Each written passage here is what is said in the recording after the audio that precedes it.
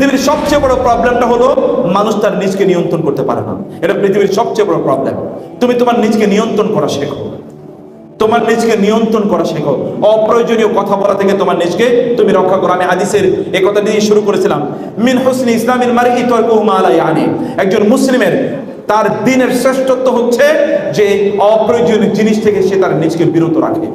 আচ্ছা, একজন মুসলিম কি নামাজ না পড়ে থাকতে পারে বলেন তো? একজন মুসলিম যদি সবচেয়ে প্রোডাক্টিভ হতে হয় তাহলে তাকে কি করতে হবে বলেন তো? সালাত আদায় করতে হবে। নামাজ যারা পড়েছে তাদের চেয়ে প্রোডাক্টিভ এই পৃথিবী তার কেউ হতে পারে না, বিশ্বাস করুন। তাদের চেয়ে প্রোডাক্টিভ কেউ হতে পারে না। আপনি এই যে আমি এখন বললাম, আপনারা কিছুক্ষণ পরে বাসায় গিয়ে ইন্টারনেটে সার্চ দেবেন এই পৃথিবীর এই সময়ের সবচেয়ে সফল মানুষদের তালিকা। আপনার যদি সফল মানুষদের তালিকার কথা বলা হয়, আপনি নিশ্চয়ই ওয়ারেন বাফেটের কথা বলবেন, অথবা কি মার্কস জাগারবার্গের কথা বলবেন, তাই না?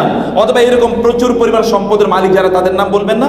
ওরা দেখেন তো ওদের দিনটা কখন শুরু করে, ওদের সকালটা ওরা কখন শুরু করে একবার দেখবেন, 9টা পর্যন্ত ঘুমিয়ে।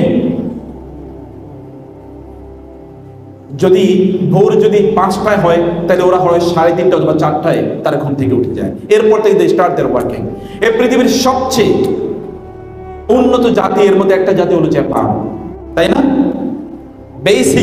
বেসিক্যালি যারা পৃথিবীর সবচেয়ে উন্নত, এই পূর্বে এই দিকে আর ওইদিকে পশ্চিমে আমেরিকা।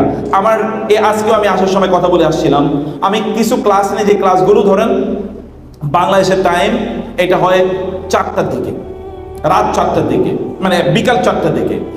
আমেরিকার কোন কোন জায়গায় তখন সময় হয় ভোর 3টা, কোথাও কোথাও 4টা, কোথাও কোথাও 5টা, যেহেতু 10 ঘন্টা 11 ঘন্টা 12 ঘন্টা 13 ঘন্টা 14 ঘন্টা এরকম ডিফারেন্স আছে, মাইনাসে কখনো কখনো এইরকম হয়।